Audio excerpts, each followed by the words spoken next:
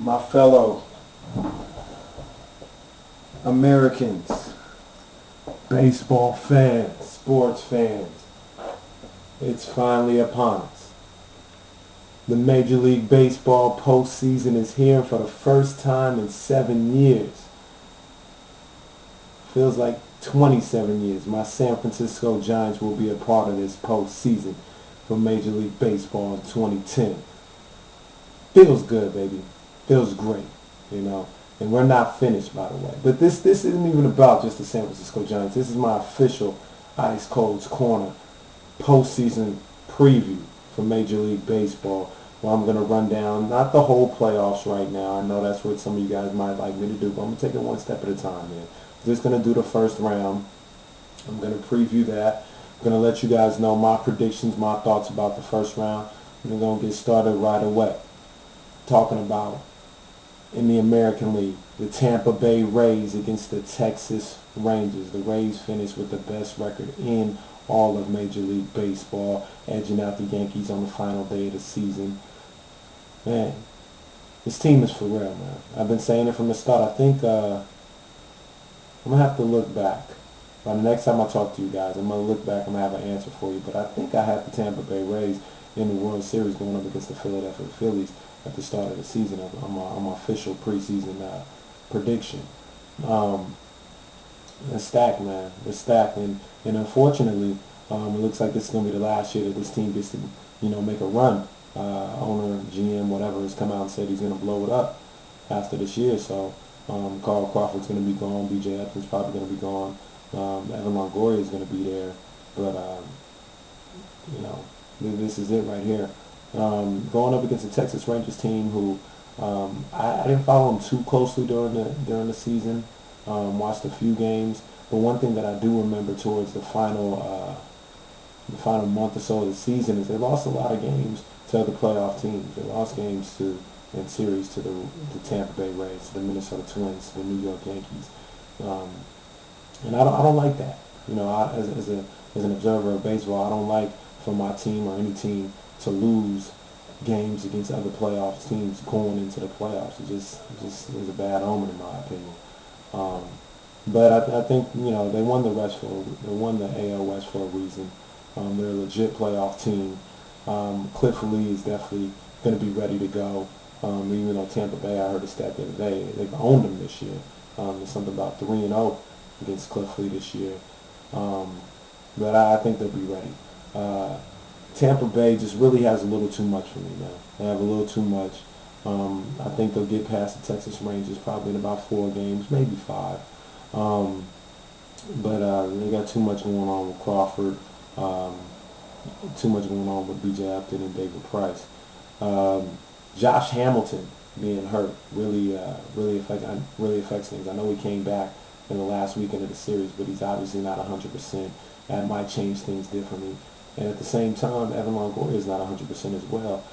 He's battling an injury, and he's going to step into the box for the first time in a while at the beginning of this series. So, official prediction, I got the Tampa Bay Rays winning in 4 games over the Texas Rangers. The other AL series, the New York Yankees against the Minnesota Twins.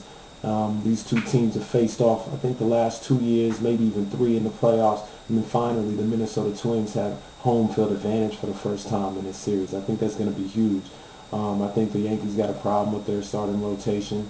CC is nailed, but after that, you don't know what you're getting out of Pennant. You don't know what you're getting out of A.J. Burnett. You almost know exactly what you're getting out of A.J. Burnett. Garbage. That's what you're getting. You know what you're getting there. It's a bunch of garbage. So I wouldn't trust him as far as I could throw him if I was a Yankee fan. Then you got Phil Hughes. Those are the other 3 that you're relying on. If I'm a Yankee fan, I'm definitely not feeling confident with that against a very potent Minnesota Twins lineup. They lost Morneau due to the concussion, but they still got Joe Mauer coming back. Delman Young is doing his thing. Kadire is in there doing his thing. It's a potent lineup. It's a very potent lineup. They're going to have that home field advantage, so that'll be interesting to see. Another thing that I don't like about this series at all is Minnesota electing to go out of the Metrodome. Okay, I understand that. But you need to build a ballpark with a retractable roof. Nobody wants to see baseball played in 45-degree weather, which is the expected temperature and game time when they play on Thursday. Absolutely ridiculous. Absolutely freaking ridiculous. It goes into a bunch of things. The season needs to be a little shorter. The season needs to end probably in mid-September so we don't have to deal with all this nonsense. And if you're somewhere in Minnesota, which is basically Canada, you can't have an open-door stadium and expect to be in the World Series and the playoffs in mid to late October, and where games might get snowed out. We're dealing with below 30-degree temperatures. I mean, get out of here with this. It's absolutely ridiculous. Anyway, in the hard fought series, I got the Minnesota Twins beating the New York Yankees 3-2 in 5 games. I just feel like it's time for the Twins to finally get over that hump. In the National League, we've got the Cincinnati Reds against the Philadelphia Phillies. The Philadelphia Phillies are easily everybody's favorite in the National League, and I can understand why. They've got Holiday, they've got Hamels, they got Oswalt going as their top 3 in the rotation. They probably only have to start those 3 for the entire playoffs. Okay, they've been absolutely dominant for the past month and a half by coming from about 4 back of Atlanta to totally dominating them and winning the division by about 7 or 8 games. The offense is finally getting healthy together. They're phenomenal. Okay? Now you look at the Cincinnati Reds and you look at somebody that can beat the Philadelphia Phillies maybe in a short series. The Reds are capable of doing it. The pitching is not up to par, if you ask me, but their offense was the best in the National League. I mean, they can knock the ball out the park well like nobody else. You got Joey Votto, you've got Ryan Gomes, you've got Jay Bruce, my boy Brandon Phillips. You got guys that can hit the long ball for the Cincinnati Reds. So they have a puncher's chance just because of that, and also playing in a small park in Philadelphia, but I don't see it happening. I just don't see it happening. I actually see this being a sweep. Philadelphia in 3. I like Dusty Baker and what he's bringing to the table, but Cincinnati just doesn't have the pitching to match up with what Philadelphia is bringing to the table. It's just as simple as that. Just as damn simple as that. Then we get to my baby, my series, my favorite series. Okay, my San Francisco Giants finally getting in there, having to squeak in there on the last day of the season after almost epic collapse. Nobody wanted to say it at the time, but I'll say it now because we finally made it. It would have been an epic collapse. I just didn't see it happening. I didn't see this team losing a possible 5 games in a row to miss the playoffs. This team is too resilient. They're too mentally tough for something like that to happen. Now they're going up against an Atlanta Braves team who's dealing with the emotional aspect of Bobby Cobb's final season. They want to do it for him, but they're also dealing with a lot of injuries. They lost Chipper Jones early in the season, the number 3 hitter, and then in the last week of the season they lost their new number 3 hitter, Martin Prado, for the rest of the season.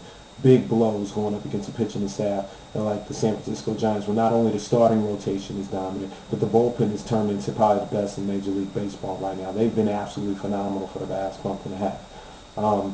Giants getting home field advantage is huge as well. Throwing out Kane, Lincecum, and Sanchez for 3 games, for the first 3 games, as an opportunity to get the Giants in there with a sweep. I don't see that happening. I see them actually winning it in 4. They're saying Bumgarner probably going 4 if the Giants are up 2-1, and I have full confidence in Bumgarner closing the deal in Atlanta. This guy's been nails from the very start, from the very first time he stepped on the field as a San Francisco Giant. He's been absolutely nails.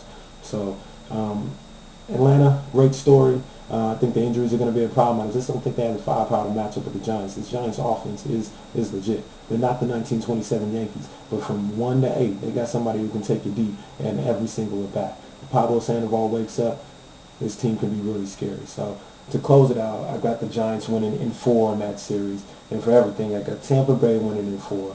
I got the Minnesota Twins winning in 5. So Tampa Bay and Minnesota will meet up in the ALCS. I've got the Philadelphia Phillies sweeping the Cincinnati Reds, no disrespect to Dusty Baker. And I got the San Francisco Giants beating the Atlanta Braves in 4 games, 3-1, which sets up an NLCS between the Philadelphia Phillies and the San Francisco Giants. And I'll be ready for that like nobody's business. All right, everybody enjoy the playoffs. I still love baseball. You should too. It's a great game. The playoffs are a great time of year. Hey, let's sit back and enjoy it, baby. I see you. You see me. I'm out. 100.